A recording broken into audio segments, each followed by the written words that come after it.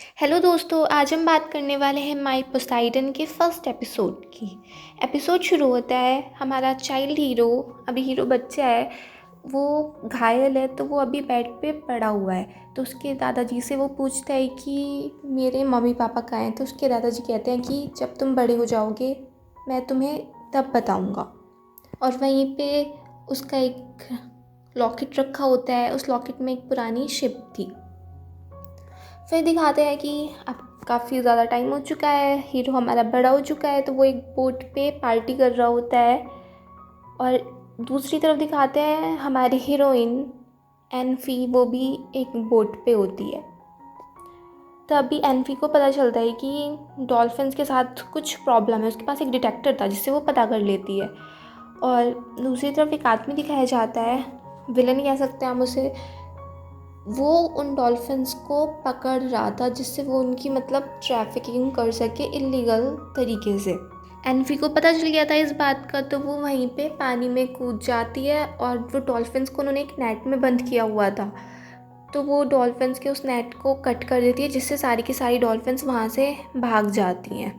इतने एनफी नीचे होती है तो उसके साथ उसके दोस्त भी थे बोट पे। तो उसके दोस्त आके अनाउंसमेंट कर देते हैं कि हम इंटरनेशनल मेराइन कंजर्वेशन एसोसिएशन के मेंबर्स हैं और तुम इलीगल तौर पर डॉल्फिन्स को पकड़ रहे हो, तो इसलिए अब तुम्हें अरेस्ट होना होगा। ऐसे वो अनाउंस कर देते हैं और वो विलन को पता चल जाता है ये है, तो वो अपने गुंडों को भेज देता है उधर की तरफ। और वो गुंडे उसके दोस्तों को पकड़ लेते हैं एनफी के। और जब एनफी ऊपर आती है बोट पे तो वो गुंडे उसको भी पकड़ लेते हैं। तो वो विलन कहता है कि मैं तुम्हें तभी छोड़ूंगा जब तुम मुझे $1 मिलियन दोगी, क्योंकि तुमने मेरा बहुत बड़ा नुकसान करा है।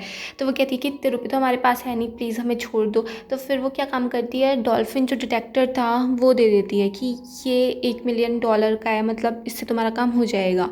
तो वो लेने के बाद वो कहता है कि इससे तो मैं तुम में से किसी एक को ही छोड़ सकता हूँ। अब तुम 3 लोग हो तो मुझे $3 मिलियन चाहिए। और दूर से ये सब हरकतें अपनी बोट पे से अपना हीरो ये हाई देख रहा होता है। तो वो अब आ जाता है, भाई हीरो है वो कैसे बचाने नहीं आएगा। तो वो अपनी बोट के साथ पहुंच जाता है। फिर वो सब फाइटिंग वाइटिंग होती है वहाँ पे और हीरोइन को बचा लेता है अपना हीरो। और उस विलन को भी वो पकड़ लेते हैं। जब हीरो उस विलन को देखता है तो उसको ना कुछ फ्लैशबैक्स आते हैं कि ये आदमी तो वो है। उसे बचपन के कुछ सीन याद थे कि जब वो पानी में तैर रहा था तो ये आदमी उसने देखा था। तो उसको याद नहीं था पूरी तरीके से क्या है, बट उसे उसका चेहरा ज़रूर याद था। फिर दिखाते हैं कि एनफी बैठी होती है बोट पे, वो एक फ़ोटो देख रही होती है ब्रोमोलियांग की, और वो खुश हो रही होती है उसे देख देख के। तो हीरो उसको ताक रहा होता है दूर से, ये हाई। तो ये हाई क्या करते हैं कि मेरी तरफ तो देख ही नहीं रही है, मैं तो हैंडसम सा हूँ। तो वो क्या काम करते हैं, अपने असिस्टेंट से कहते हैं कि मेरी फ्लूट लेके आओ। तो फिर वो फ्लूट बजाने शुरू करता है, अच्छा सा म्यूज़िक बजता है। तो वो बहुत देर से बजा रहा होता है, वो एनफी देखती नहीं है उसकी तरफ। फिर एनफी जब देख लेती है फिर वो नीचे आ जाता है और उन दोनों में बातें होती हैं। तो एनफी पूछती है कि तुम सच में हमारी मेराइन एसोसिएशन से रिलेटेड हो या फिर ऐसे ही यहाँ पे आसपास से गुजर रहे थे। तो वो पूछता है एनफी से कि क्या तुम्हारे पेरेंट्स ग्रीक माइथोलॉजी में बिलीव करते थे, इसलिए तुम्हारा नेम उन्होंने एनफी रखा है। वो उससे रिलेट कर रहा था एम्फ्राइट से। इसमें ना ड्रामा में ये दिखाया गया है पोसाइडन और एम्फ्राइट की जो लव स्टोरी है उसी से रिलेट करके चल रहा है ये। तो वो ये तो खैर रियल में है इस ड्रामे का जो मेन बेस है। अब वापस आ जाते हैं ड्रामे पे। फिर ये हाई उससे थोड़ा फ्लर्टिंग की कोशिश करता है। वो कहता है कि वैसे मुझे बहुत स्मार्ट हो, तुम इतनी ब्रेव हो, बट मुझे लग रहा है कि तुम्हारा बॉयफ्रेंड तब भी नहीं होगा। तो वो कहती है कि तुम्हें बहुत ये है कि तुम्हारी शायद बहुत सारी गर्लफ्रेंड्स होंगी इस टाइप से। वो काफ़ी उससे फ्लर्टिंग कर रहा होता है कि थोड़ा मुझे भाव दे ये। मगर एनफी तो अभी ऊपर से उसका असिस्टेंट एक ट्यूब फेंक देता है और उससे एनफी को बचाने के लिए वो उसको साइड में कर लेता है। तो दोनों काफ़ी क्लोज आ जाते हैं। और तभी एनफी वो लॉकेट देख लेती है जो हीरो के गले में था, शिप वाला। फिर ये हाई एनफी से कहता है कि मैंने तुम्हें 2 बार बचा लिया है, हमारी फर्स्ट मीटिंग में ही मैं तुम्हें 2 बार रेस्क्यू कर चुका हूँ। और सी का ये रूल है कि जब भी कोई ब्यूटीफुल गर्ल और हैंडसम मैन आपस में मिलते हैं तो उनकी जर्नी आगे अच्छी हो, इसलिए उनको किस करना होता है। और यही बात सुन के एनफी उसके एक थप्पड़ मारती है। फिर वो चौंक जाती है, अब मैंने ये क्या कर दिया। तो कहती है कि वो तुम्हारे गाल पे ना एक फ्लाई थी, वो कहीं तुम्हें चोट वोट पहुँचा दे, तुम्हें कुछ कर दे, तो इसलिए मैंने उसको हटा दिया। और फिर वो वहाँ से चली जाती है। तो इतने में उसकी वहाँ पे ब्रेसलेट गिर जाती है। फिर ऊपर से उसका असिस्टेंट भी पूछता है कि बॉस मैंने अच्छा किया ना वो ट्यूब फेंक के, आप तो हीरो बन गए। तो फिर वो सोचता रहता है कि यार मैं इतना हैंडसम हुई तब भी मुझे भाव क्यों नहीं दे रही है। एनफी की नज़रों में तो वो बस एक प्ले बॉय था जिसकी खूब सारी गर्लफ्रेंड और एक अमीर आदमी, और यहाँ बस ऐसे ही अपनी ज़िंदगी बिता रहा है। उसके दिमाग में सिर्फ इतना ही था। फिर दिखाते हैं कि जो विलन को उन्होंने बांध के रखा हुआ था उसके बॉन्ड लूज़ हो गए थे और वो वहाँ से भाग जाता है। फिर दूसरी तरफ दिखाते हैं कि एक कॉन्फ्रेंस चल रही होती है जिसमें ब्रो मोलियांग वो अपना प्रोजेक्ट डिस्कस कर रहा होता है, सबको बता रहा होता है कि जैसे पहले एम्फ्राइट और पोसाइडन की शादी से पहले एम्फ्राइट की एक विश थी कि वो सी को बहुत थ्राइव करे, जिससे जो समुद्र है बहुत अच्छे से रहे, इस टाइप से उसकी विश थी। वो सी गॉडेस थी ना। तो अब लेकिन इसमें ये दिखाएगी कि 2025 का टाइम है कि इस टाइम तक भी हम अपने ओशियन को अच्छे से नहीं कर पाए हैं, बहुत ज़्यादा पॉल्यूशन हो चुका है, कि इसको सुधारने के लिए उसने एक न्यू टेक्नोलॉजी वगैरह बनाई होती है, उस पर रिसर्च चल रही होती है। तो वही प्रोजेक्ट वो बता रहा होता है सबके सामने। मगर क्या होता है कि वहीं पे एक आदमी आके उसका प्रोजेक्ट हाईजैक कर लेता है और उसका मतलब सब कुछ वो काम वाम सब बिगाड़ देता है। तो उसकी वो वहाँ पे रुक जाती है। फिर उधर दिखाते हैं कि हॉस्पिटल में एनफी ब्रोमोलियांग की कॉन्फ्रेंस का नोटिस देखती है और तभी वहाँ पे दिखाते हैं कि वो बैठी होती है और तभी वहाँ पे विलन आ जाता है।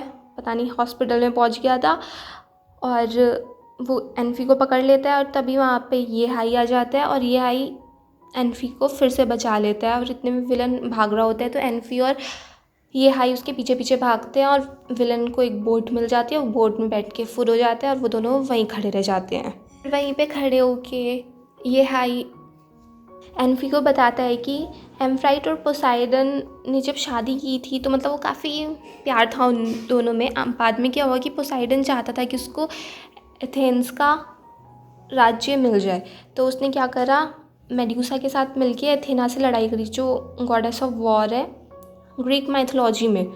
तो वहाँ पे क्या हुआ कि एम्फ्राइट बिल्कुल नहीं चाहती थी कि बहुत ज़्यादा खून खराबा हो, वो ये दृश्य बिल्कुल भी देखना नहीं चाहती थी। तो उसने क्या किया कि एक ट्राइडेंट से अपने आप को ही मार लिया और फिर वो और समुद्र में गिरती चली गई और उसके पीछे पीछे पोसाइडन भी आता गया और पूरी सिटी के साथ, पूरे शहर के साथ वो भी डूब गया।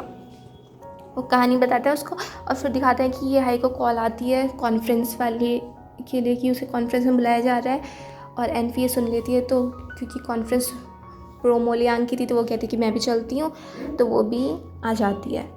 फिर कॉन्फ्रेंस कंटिन्यू हो जाती है। वहाँ पे एनफी बाहर से टीवी में देख रही होती है।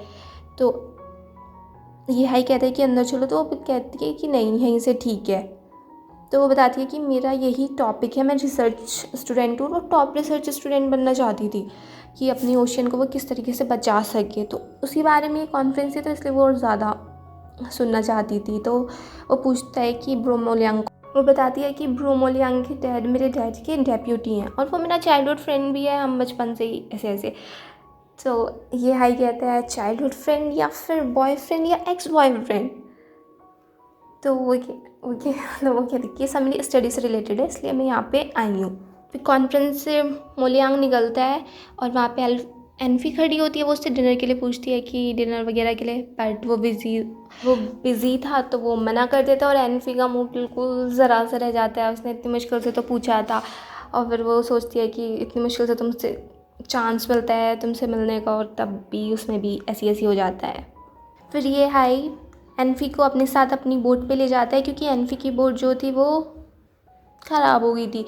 तो फिर वहाँ पे रात में एनफी मोलियांग के फ्लैशबैक में देखती है वो कैसे बचपन में पढ़ाई वगैरह करते थे उस टाइप में। फिर वो बहुत ज़्यादा दुखी सी हो जाती है, सैड हो जाती है। तो वो ड्रिंक करने पहुँच जाती है और वहाँ पे वो काफ़ी ज़्यादा ड्रिंक कर लेती है और तभी वहाँ पे आ जाता है ये हाई। वो कहते हैं कि ये वाइन मैंने अपनी वाइफ के लिए रखी थी, ये लव वाइन है और बहुत ही ज़्यादा स्पेशल है और तुमने अब इसको ख़त्म कर दिया है तो अब तुम्हें मेरी जीएफ बनना पड़ेगा, क्योंकि उसी के लिए मैंने ये अभी तक बचा के रखी हुई थी। और फिर वो दोनों मतलब वो तो टुल ही थी, वो उसके साथ हंसी मजाक कर ही रहा था। फिर उसको वॉमिटिंग वगैरह करा के वो थोड़ी ठीक हो जाती है। वो दोनों खड़े होते हैं कि उनको झटके से आते हैं, वो गिर जाते हैं, तो वो एक रूम में पहुंच जाते हैं गिरते पड़ते। और उस रूम में देखती है एनफी उठ के, तो उसी वाइन के इतने सारे डिब्बे रखे होते हैं। तो वो कहती है ये तो बहुत ज़्यादा स्पेशल वाइन है तुम्हारी। तो वो कहते हैं हाँ, मेरी हर एक बोतल स्पेशल होती है। और तभी वो उन्हें पता चलता है कि उनके शिप पे और कोई भी चढ़ चुका है। तो वो जो पायरेट था विलन, वो उनके शिप पे था और उसने उन सबको कैदी वैदी बना रखा था, कैप्टन वगैरह को शिप के, और उसके दोस्तों वगैरह को भी। तो वो कहता है कि डिटेक्टर के साथ आओ वरना मैं तुम्हारे इस दोस्त को मार दूंगा। तो एनफी एकदम से आ जाती है वो डिटेक्टर लेके, डॉल्फिन वाला, और वो डिटेक्टर उसको दे देती है। वो डिटेक्टर लेते ही एनफी को भी पकड़ लेता है। तभी वहाँ पे ये हाई आ जाता है। वो कहता है कि तुम एनफी को छोड़ दो, मैं होस्टेज बन जाता हूँ। फिर वो एनफी को छोड़ देता है और ये हाई होस्टेज बन जाता है। और इतने में जैसे वो ये हाई को पकड़ता है, फिर वो उसके एक चाकू मार देता है और उधर एनफी को उठा के गुंडे पानी में फेंक देते हैं। और यहीं पे हमारा ये फर्स्ट एपिसोड ख़त्म हो जाता है। अगर आपको ये पसंद आया हो तो प्लीज़ मेरे चैनल को लाइक करें, सब्सक्राइब करें, शेयर करें, and thank you so much. Bye bye, till next video.